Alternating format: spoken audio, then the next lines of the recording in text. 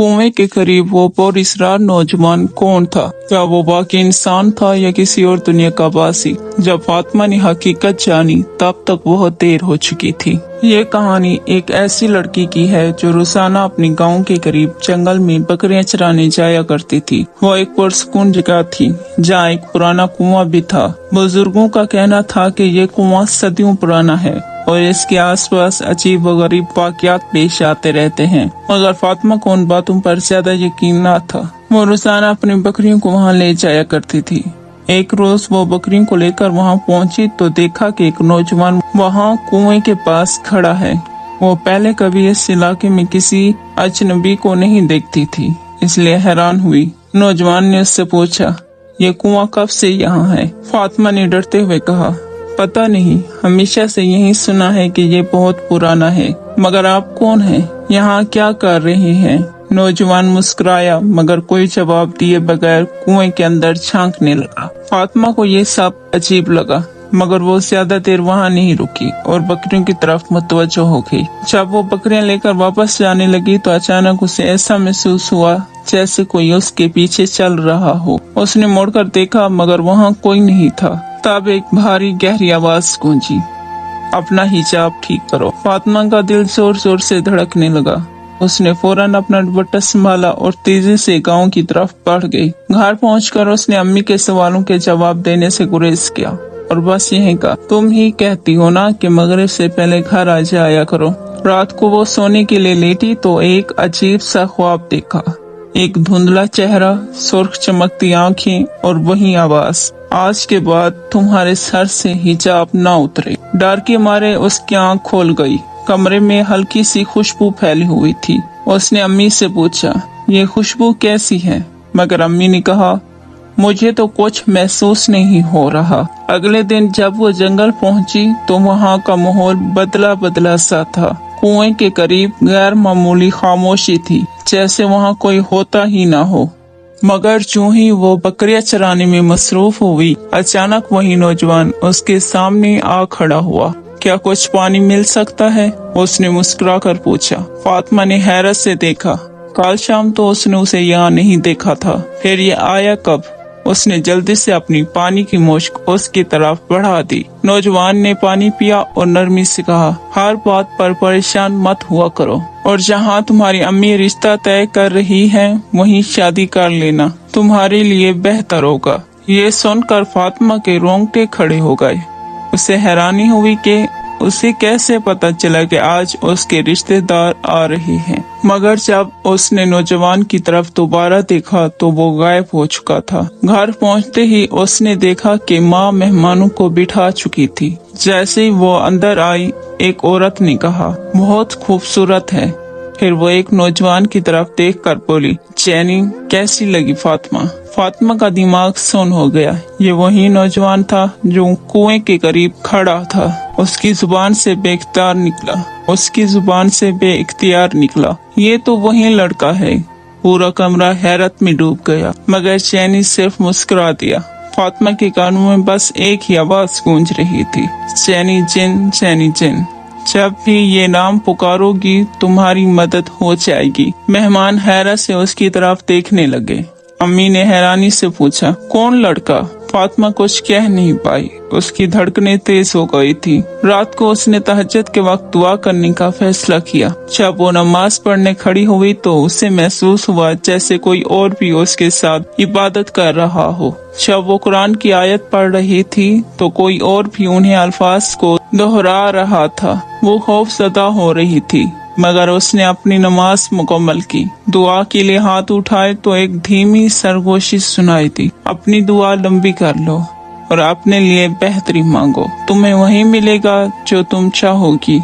इस आवाज ने उसे एक अजीब सा सुकून दिया। अगले दिन जब वो जंगल पहुंची तो वहाँ का माहौल बदला हुआ था। कुएं के करीब गैर मामूली खामोशी थी। अचानक वही नौजवान उसके सामने आ खड़ा हुआ। फातिमा ने डरते हुए कहा, तुम एक जिन हो, मैं तुमसे शादी नहीं कर सकती। जैनी ने गहरी नजरों से उसे देखा और कहा, मैं तुम्हें चाहता हूँ, तुम्हें मुझसे शादी करनी ही पड़ेगी। फातिमा ने कहा, मैं एक आम इंसान हूँ और एक इंसान के साथ ही शादी करना चाहती हूँ। तब एक बूढ़े शख्स ने वहां आकर कहा, मैं शाह जिन्नात हूँ और अपनी बेटी की माफी मांगने आया हूँ। अगर तुमने उसे माफ नहीं किया तो मुझे इसे अपनी बस्ती से निकालना पड़ेगा। हम मोहब्बत बांटने वाले हैं, खौफ नहीं फैलाते। फातिमा ने बूढ़े की बातों पर गौर किया और आखिरकार चैनी को माफ कर दिया। और जब फातिमा जाने लगी तो बूढ़ा फातिमा से मुखातिब हुआ, अगर तुम मेरे बेटे से शादी कर लो तो हमारी बस्ती का एक बहुत बड़ा मसला हल हो जाएगा। फातिमा हैरान हुई और पूछने लगी, क्या मसला? बूढ़े ने कहा, बस्ती में एक नेक इंसान की जरूरत है, क्योंकि हमारी बस्ती पर एक बला है और सिर्फ एक इंसान ही हमें इससे निकाल सकता है। अगर किसी इंसान की शादी किसी जिन से हो जाए तब ही हमारी बस्ती इस बला से पाक हो सकती है। बताओ बेटी, क्या तुम मेरे बेटे से शादी करोगी? क्या तुम हमें इस बला से निकाल सकोगी? लड़की ये सुनकर साकित रह गई। उसे समझ नहीं आ रहा था कि वो इतनी बड़ी जिम्मेदारी कैसे उठाएगी। वो बोली, मैं इस काबिल नहीं हूँ और ना ही इतनी बड़ी जिम्मेदारी उठा सकती हूँ। मैं ये सब कैसे करूँगी? बूढ़े ने गहरी सांस ली और कहा, खुदा ने तुम में वो ताकत रखी है जिससे तुम ये जिम्मेदारी उठा सकती हो और हमें इस मुश्किल से निकाल सकती हो। क्या तुम नहीं चाहोगी कि जब तुम दुनिया में आई हो तो किसी की मदद करके जाओ? यह तुम्हारी भी नेकी होगी और हमारी भी मदद हो जाएगी। हमें तुम्हारी जरूरत है और मैं जानता हूँ कि तुम हमारी जरूरत को पूरा करोगी। बोलो बेटी, करोगी ना? बूढ़े की इल्तिजा ने लड़की के दिल पर असर किया। वो खुद हैरान थी कि उसे इन पर तरस क्यों आ रहा था। बिना सोचे समझे उसके मुंह से निकला, हाँ, मैं तुम्हारी मदद करने के लिए तैयार हूँ। जैसे ही उसने ये अल्फाज कहे, उसे महसूस हुआ कि वो किसी ट्रांस जैसी कैफियत में है। उसे यकीन नहीं आ रहा था कि उसने ये फैसला कैसे कर लिया। ऐसा लग रहा था जैसे किसी ने उसे जबरदस्ती ये अल्फाज कहलवा दिए हों। तब अचानक उसकी आंखें बंद हो गई। जब उसने दोबारा आंखें खोली तो बूढ़ा वहाँ से गायब हो चुका था। उसने इधर उधर देखा मगर वो खूबसूरत बाग जहाँ वो थी वो भी खत्म हो चुका था। अब वो जगह सुनसान लग रही थी। तब एक औरत उसके करीब आई और कहने लगी, लड़की, तुम कौन हो? इतनी खूबसूरत होकर इस सुनसान जगह पर बैठी हुई हो। लड़की ने हैरानी से उसकी तरफ देखा। उसे यकीन नहीं आ रहा था कि वो क्या कह रही थी। ये तो अभी कुछ लम्हे पहले एक हसीन बाग था। लड़की ने खुद से सवाल किया, मगर जब उसने दोबारा इर्द गिर्द देखा तो उसकी आंखें हैरत से फटी की फटी रह गई। वो वाकई सुनसान जगह थी। अब उसे तन्हाई का एहसास होने लगा था जिससे वो पहले अनजान थी। वो घबरा कर खड़ी हो गई और जल्दी जल्दी अपने कपड़े झाड़ने लगी। उसे खुद से गुस्सा महसूस होने लगा कि वो वीरान जगह पर क्यों बैठी थी। वो भागती हुई घर पहुंची और बिना कुछ बोले सीधे कमरे में जा घुसी। उसकी माँ परेशान होकर पीछे पीछे आई और दरवाजे के बाहर खड़ी होकर पूछने लगी, फातिमा, क्या हुआ? तुम्हारी तबीयत तो ठीक है? आज से पहले तो तुमने कभी ऐसा रवैया नहीं रखा। आते ही कमरे में क्यों घुस गई हो? सब ठीक तो है ना बेटा? लड़की अंदर रो रही थी। उसने बुलंद आवाज में कहा, कुछ ठीक नहीं है अम्मी, मुझे लग रहा है कि मैं पागल हो जाऊंगी।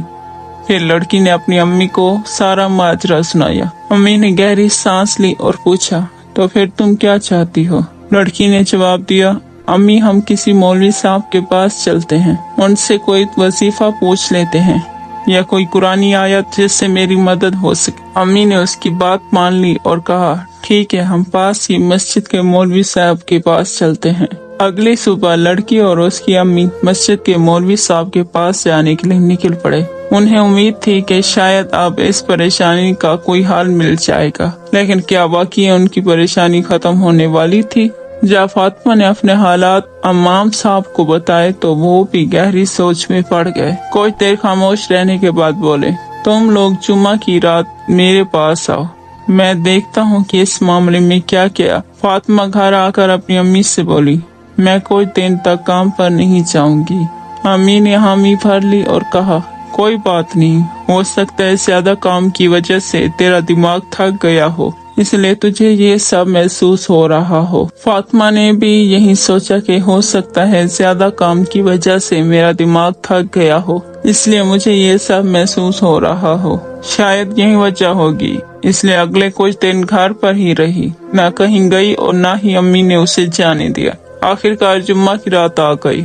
فاطمہ اپنی امی کے ساتھ پھر سے امام صاحب کے پاس گئی۔ انہوں نے بیٹھنے کا اشارہ کیا اور کہا، مجھے تم سے کچھ ضروری باتیں کرنی ہیں۔ پھر وہ گہری سوچ میں پڑ گئے اور بولے، کیا تم کبھی جنگل یا کنویں وغیرہ کے پاس گئی ہو؟ فاطمہ نے سر ہلایا اور کہا، ہاں، میں جنگل میں ایک کنویں کے پاس بکریاں چرانے جایا کرتی تھی۔ امام صاحب نے پوچھا، کیا تمہیں سر میں درد ہوتا ہے یا سانس لینے میں دقت ہوتی ہے؟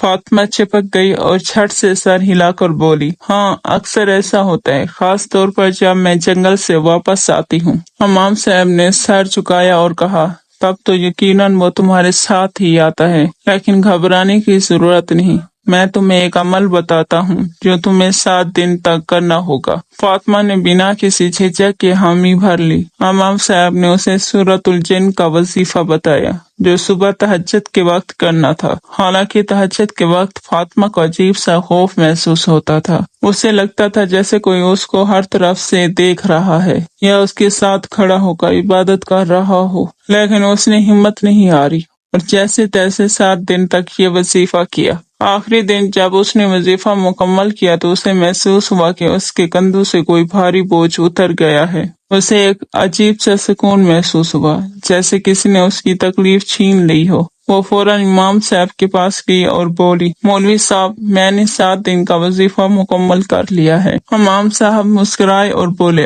آپ 7 دن تک سورۃ الرحمن کی تلاوت کرو۔ اپنے پاس ایک پانی کا گلاس رکھنا۔ جب سورۃ الرحمن مکمل ہو جائے تو 3 بار دل میں محبت کے ساتھ اللہ کہنا اور پھر یہ پانی پی لینا۔ انشاءاللہ اس کے بعد تمہیں کوئی تکلیف نہیں ہوگی۔